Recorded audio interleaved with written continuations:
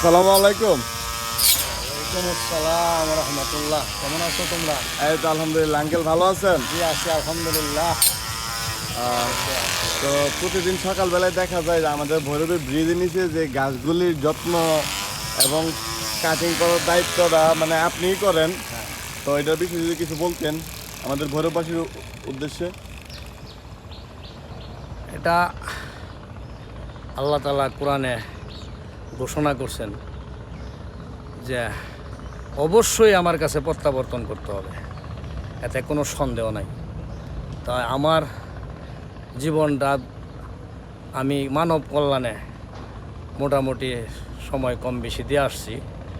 আর এখন বাকি সময়টা যেন তোমরা দোয়া করবো আমার জানগতর জন্য ভালো থাকে এবং নেক হায়াত দান করে আমি যেন মানব কল্যাণে এই ধরনের কাজ আরও বেশি বেশি করতে পারি, এই ক্ষমতা যেন আল্লাহ পাক আমাকে দেয়। এবং বর্তমানে যেটা করছি ওই যে কেউ আমাকে বাহাবা দেবে বা এগুলি আমার কোনো ইচ্ছা নাই, এগুলি আমার কোনো মনের মধ্যেও নাই। এটা আল্লাহ পাক অন্তর্যামী। আমার চিন্তা চেতনা হলো আমার পরবর্তী প্রজন্ম, ওরা যারা এখানে আসবে নদীর পাড়ে, আর এই যে গাছগাছালি এগুলি হলো সৎগাজারিয়া কাজ। আর গাছ কিন্তু তোমার সারা দিন রাত এটা করে তোমার আল্লাহর জিকির করে তেমন একটা ভালো কাজ আমি করতে পারতেছি। এটা আল্লাহ পাক আমারে দিয়া করাইতেছে, এটা আলহামদুলিল্লাহ। হ্যাঁ আলহামদুলিল্লাহ। আর বাকি জীবনও যেন এই ধরনের মানুষের কল্যাণে নিঃস্বার্থভাবে আমি যেন বাকি কাজ আরও করতে পারি বেশি বেশি, এই দোয়া তোমাদের কাছে এবং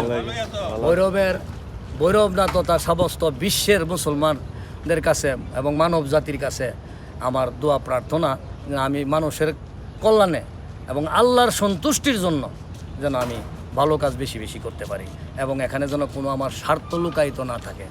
হ্যাঁ, আমি সকলের কাছে দোয়া চাই, এই আমার কামনা। তো আঙ্কেলের কথাটা আসলে শুনে ভালো লাগছে যে আসলে ভৈরব ব্রিজের নিচে, আমাদের ভৈরব ব্রিজের নিচে যে একটা পরিবেশ তৈরি হইতেছে, আমরা দেখতে পারবো, আমাদের যে প্রজন্ম আছে তারাও দেখতে পারবে যে এই যে অত সুন্দর সুন্দর অনেক রকম গাছ আছে, জাম গাছ আছে, দেশি নিম গাছ আছে, তারপরে এই গাছটা নাকি আঙ্কেল এটা কদম ফুল আছে, জাম গাছ আছে, অনেক মানে রকম নিম গাছ, তারপরে আপনার 4-5 জাতের কৃষ্ণচূড়া আছে, তারপরে বট গাছ আছে, কয়েকটা বড়ই গাছ আছে, তারপরে হচ্ছে কি আপনার আম গাছ আছে, আম রূপালী থেকে নিয়ে অনেক রকমের আম গাছ আছে। তো আমাদের যে মুরব্বীরা আছে সবাই মিলে একত্রভাবে গাছটা লাগাইছে।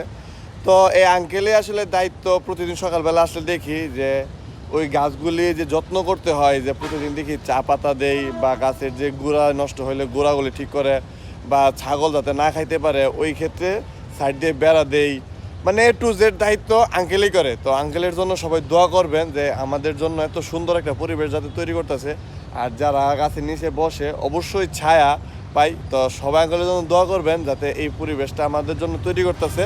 সবাই ভালো থাকবেন, সুস্থ থাকবেন।